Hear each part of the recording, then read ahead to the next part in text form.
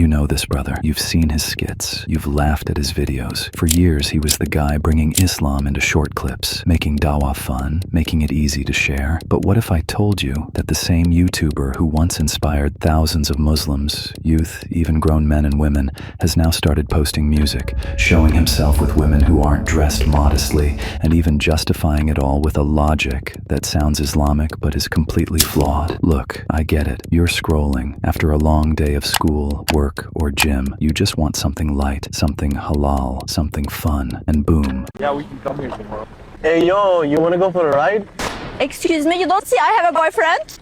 You see his content, the same face you trusted, the same person you thought was guiding people to Allah, but now the message has changed, and you don't even realize what's happening to your own heart. Because here's the hidden danger. Shayṭān doesn't just come to you saying, leave Islam. No, of course. He takes the people you look up to, the ones you trust, the ones who used to inspire you, and he flips them, and when they change, you change with them. That's how your heart gets numb. That's how the dead heart begins, and then comes the excuse. But he said it's for Dawah. He said it's to attract non-Muslims. He said it's strategy. I have attracted a lot of non-Muslim followers, or Muslims who are not into Islam a lot, or Muslims who have weak iman. We need to give da'wah not only to Muslims, but also to weak Muslims, and also to the non-Muslims. It's just a strategy which I had in my mind since a long time, and I cannot share this on Instagram because it's gonna be obvious, right? It's gonna be like, they're gonna be caught off guard. Oh, why am I following this guy, right? But it's a good intention. That's the reason I post videos for everyone, even non-Muslims follow me, right? They're finding it like funny and all that. Once they follow me, I post stories only about Islam, which is going to come across their feed. Who's going to tell them about Islam if we don't? That's how we're going to put it there. Let's be real. Since when does Islam allow the haram to justify the halal? Since when do we abandon Allah's commands in the name of Dawah? The Prophet, peace be upon him, himself was offered compromise. The Quraysh told him, you worship our idols 1 year, we'll worship your God the next. And he refused, because truth doesn't bend for numbers, for fame, for likes. And I know what you're thinking, but he did so much good before. Maybe his intention is pure. Who knows, right? But ask yourself this. If the Prophet, peace be upon him, who had the purest intentions, never mixed truth with falsehood, then what makes us think we can? This isn't just about him. This is about you. Because when you normalize haram in the name of Islam, when you keep scrolling, keep watching, keep liking, you're not just watching him lose his way, you're losing yours too. Shaytan's plan is to take small steps, which means you can take small steps back. Stop normalizing what Allah hates. Guard your heart before it dies. Remember, you don't have to unfollow Islam just because someone else did. And if you feel alone, you're not. There's a movement. Muslims who refuse to let Shayṭān hijack their role models, their feeds, and most importantly, their faith. That's where you belong. On the day of judgment, when Allah asks you, why did you follow them into haram? Why did you excuse what you knew was wrong? Your favorite YouTuber won't be there to answer for you. It will just be you and your scroll history and your excuses. So don't wait until then. Wake up now. Guard your iman now, and never let Shayṭān use someone else's downfall to drag you down too.